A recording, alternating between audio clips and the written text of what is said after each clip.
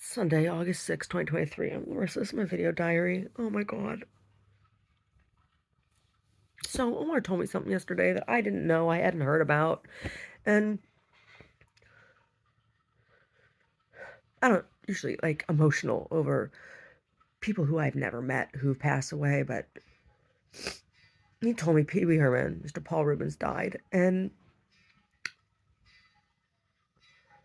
he was such a big part of my childhood. I didn't have friends. I got picked on all the time. And I loved Pee Wee. Every Saturday morning, Pee Wee was my friend. And there was like Mr. Rogers. I cried over Mr. Rogers too. That poor man. That poor man was so abused. He really was.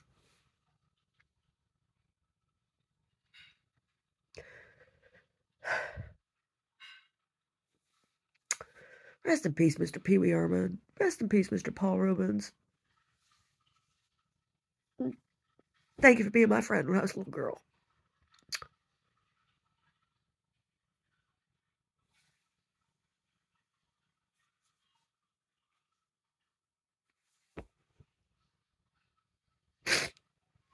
Yeah.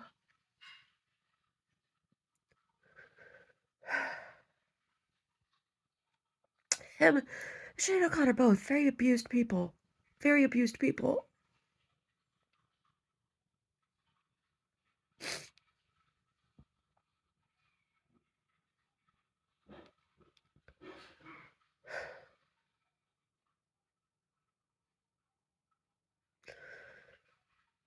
Seriously, he brought me such joy.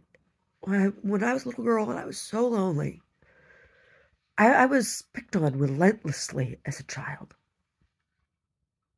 Relentlessly. Like, and not always just by other kids. There were a couple teachers that were really, really awful.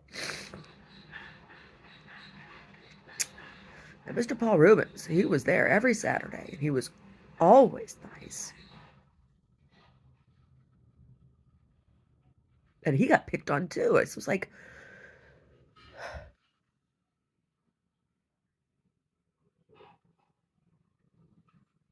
to his friends and family, hugs and kisses. That poor man. I didn't know he was sick.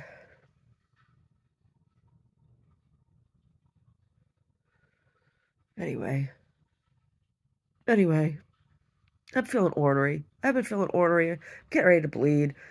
Ugh. And I'm feeling ornery, and I hurt. I hurt so bad.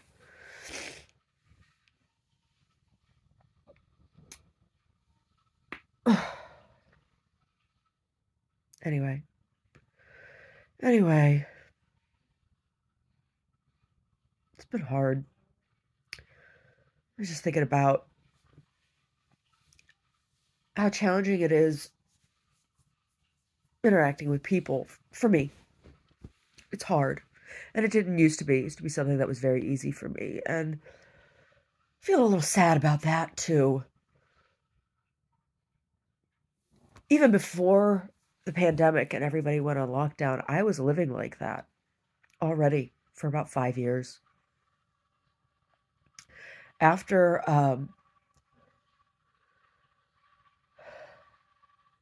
after the detainment, and I almost died, right? Nobody cared. Nobody. Nobody cared.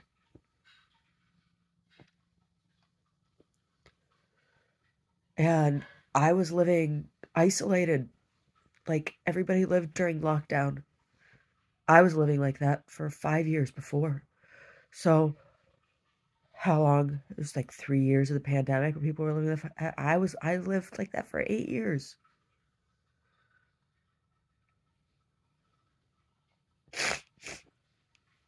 And I'm trying.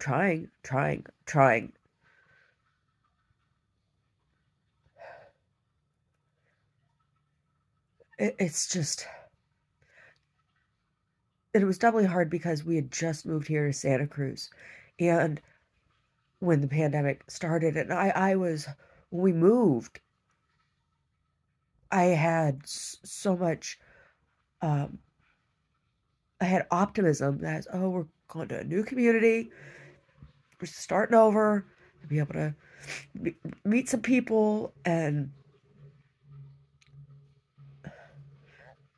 so there was also a grief over, oh, again,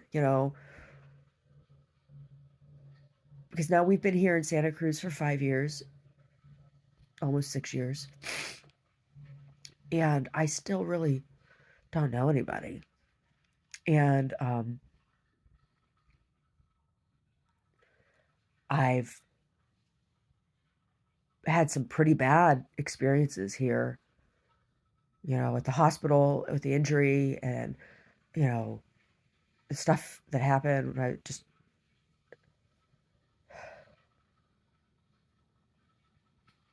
It's like, I don't even know people, and people have attacked me. It's like, I don't even know you. I don't know anybody, right? Like, and I don't know what people think they know about me or not. And so it's hard because I never know when I'm going to have a safe interaction with people. And I am not looking to be hurtful to others. And I think that's why Mr. Reubens' passing is really hit me, because it's like, take me back to that time when I was little, and your parents tell you, oh, when you grow up, things will be better. They're not. They're not. They're not any better. They're not any different. It's like a struggle. Pushing. It's always, pushing match is like, how far can you be pushed? That's what any new community wants to figure out, like how far they can push you before you break. And it's a hard way to feel all the time, that you know constantly being in survival mode and on the defense, because you get to a point when you've been hit over and over and over again, that you just, and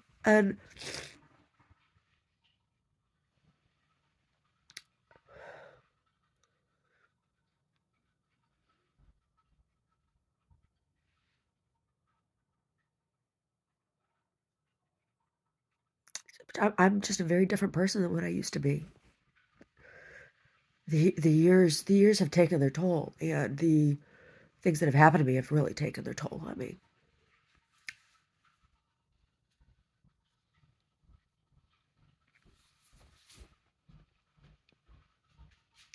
Anyway, and I hurt whatever popped in my back, you know not this past Easter, but the Easter before. I went to Dominican hospital and they abused me. It's still not right, and it still hurts. And some days are worse than others, and sometimes things aggravate it. And so yesterday I was using a power drill, and that's the only thing I can think that has aggravated it, because it's just that I'm having spasms in the muscle in the back of my arm, and oh, and there's the resentment that comes back around, being treated the way I was treated, or not. It's,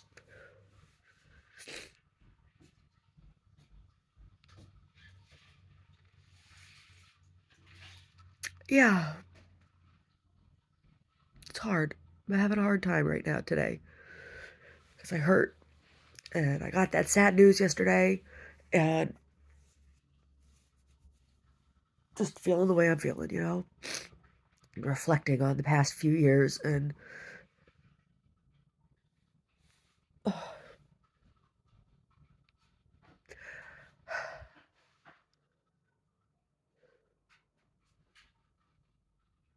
I have a lot of trouble trusting people. I do. And I know that. And I used to be a very trusting person. I used to be an overly trusting person. I used to assume the best, right? I gave everybody the benefit of the doubt. And it really put me, you know, I used to think, oh, people are mostly good, mostly good. And I can't say I feel that way anymore. I think people are mostly not good. And um, I'm sad about that too,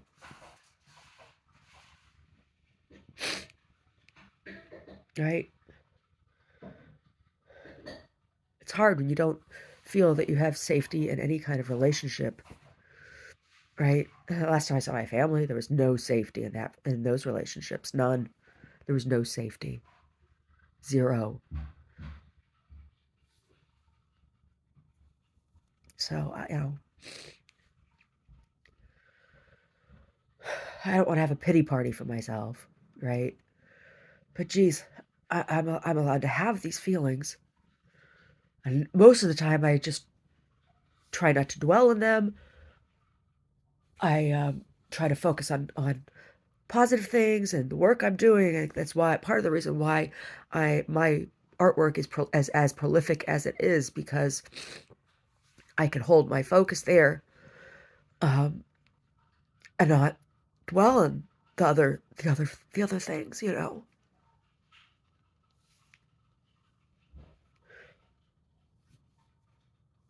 because it's not that I am so much sitting around like, oh, this happened, that happened. At this point, it's like, okay, I need to scan my environment because what's going to happen next, right? That's where I'm at. Always vigilantly watching for where the next harm is coming from or might come from, right? Evaluating my environment for threat. That's how I live. And that's hard too. I don't like to be there. Talking to a guy yesterday about meditation, and it's like, yeah,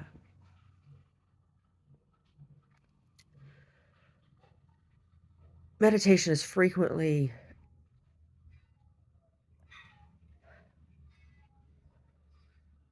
I see people, I don't like sitting with groups anymore because I don't feel safe in group setting. It's very intimate. That's an intimacy. And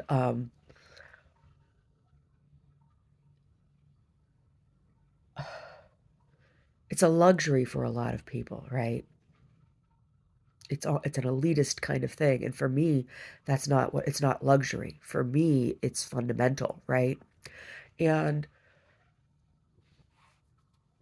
it's fundamental for my survival.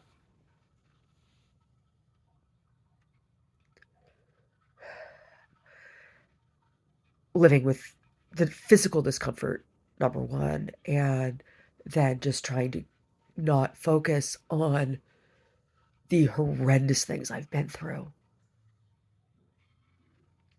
right? So we were talking about, being in the present moment and how most people have to work really, really, really, really hard at that. And I'm like, yeah, and I'm not saying that it's always easy for me either. Um, but when you practice and when you've been practicing for a long time, um, and I don't mean like 2 hours as opposed to 30 minutes, I mean years, right? Like,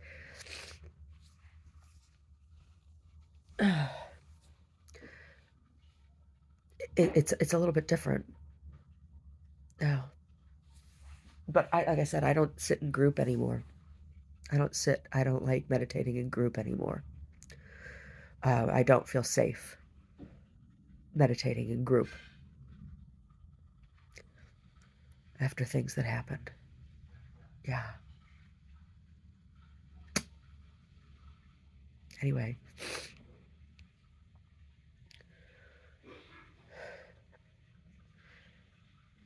the theme here is this: I don't feel safe ever, right? The safest I feel is in my bed next to Omar. It's the safest I feel. But even that, you know, nights when I wake up because I hurt, right? I wake up because of pain or whatever. Um, it takes a lot of effort to maintain being present and not allowing my mind to go listening to all the sounds outside and um, or letting my mind wander into the place where, oh, what if my arm doesn't work anymore? What if I wake up and it doesn't work? You know, and like, and that's hard not to do when you're having spasms, muscle spasms. And number one, I don't feel like I'm old enough for that. And this is something that was done to me, not something that is just natural. You know, this is a result of injury that somebody else did upon me, kind of thing, right? Somebody did this to me, and the resentment that comes with that, right? Particularly since people who have physically harmed me, no one has ever been held accountable, right? There's never been justice for any of the things that, and I get tired of seeing news stories about, you know, communities rallying around people who've been harmed or whatever. It's like, oh, we want justice for so and so, justice for so and so. It's just like, really? What makes justice for this person more important than justice for what has happened to me? And um I don't like to sit there too long either, right? Like that's not a productive place, right?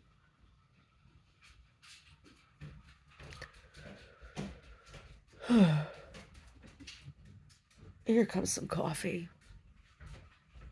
I hear him coming up the stairs with the coffee.